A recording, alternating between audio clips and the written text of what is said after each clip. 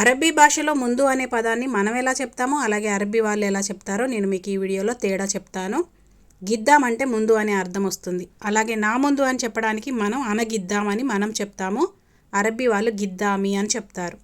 అలాగే నీ ముందు అని చెప్పడానికి మగవాళ్ళకి ఇంత గిద్దాం అని మనం చెప్తాము, ఆడవాళ్ళకి ఇంతి గిద్దాం అని చెప్తాము.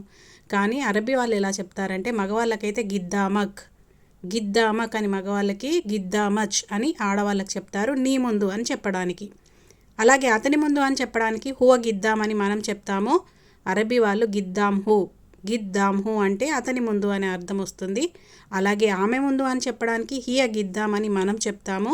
గిద్దాం హ, గిద్దాం హ అంటే ఆమె ముందు అనే అర్థం వస్తుంది. ఇది వాళ్ళకి మనకి ఉన్న డిఫరెన్స్. అంటే అరబ్బీ భాష మన మాతృభాష కాదు కాబట్టి మనం మాట్లాడడంలో తప్పులైతే ఉంటాయి.